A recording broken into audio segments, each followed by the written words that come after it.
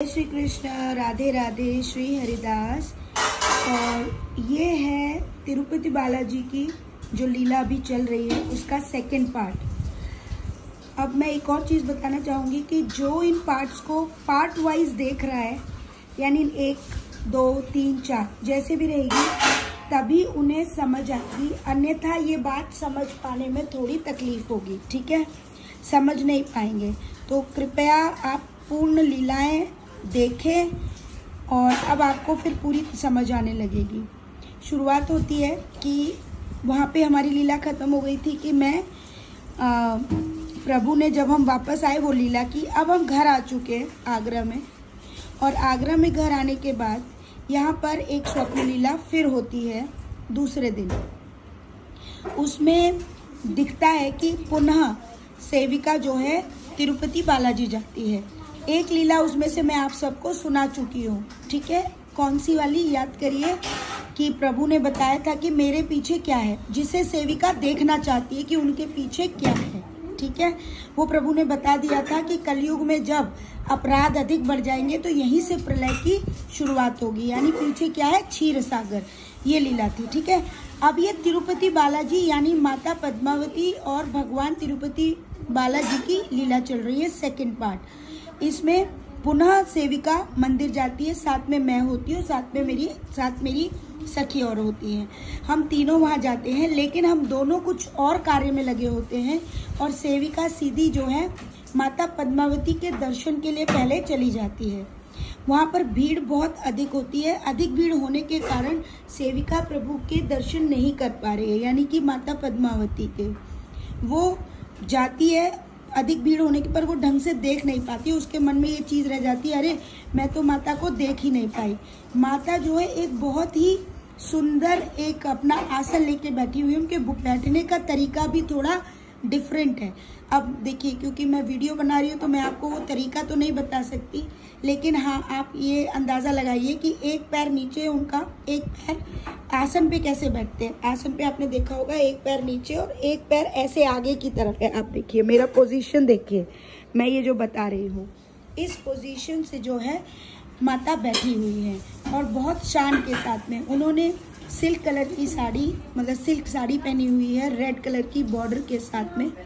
माता ने बहुत सुंदर श्रृंगार किया हुआ है, बड़ी सी लाल बिंदी है माता की, बड़े ही नेत्रों में सुंदर काजल लगाया हुआ है मैया ने।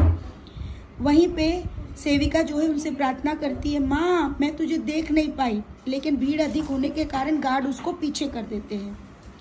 अब वो कहती है, मैया मैं तुझे देख नहीं पाई, तो मैया दूर से ही इशारा करती है। तो सेविका की आवाज़ जो है माँ तक तो पहुँच रही है। अब माँ जो है जब उसको देखती है तो वो दिख नहीं रही है, तो वो गार्ड को, जो गार्ड होते हैं आसपास, उनको सेवा जो कर रहे होते हैं उन्हीं को बोलती है उसको बुलाओ।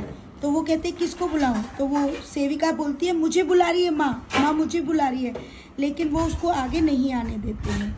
लेकिन फिर माँ पुनः गुस्से में बोलती है उसको बुलाओ, मैंने कहा ना। तो तभी वो माँ को हाथ जोड़ती है और फिर कहते हैं, माँ क्या आप इस लड़की को बुला रहे हो? तो तभी वो कहती है हाँ अब तुम जाओ। और मैया क्या बोलती है कि सेविका को अपने ही गर्भगृह में अंदर बुलाकर एक तरफ खड़ा कर लेती है, जिससे कि वो किसी को नजर ना आए। अब अंदर जो है बाहर दर्शनार्थी दर्शन कर रहे हैं, माता की और सेविका की बात चल रही है। तभी माता कहती है कि बता मैं तुझसे खुश हूँ, तू क्या चाहती है? अब सेविका अपनी बातें माँ से रखती है।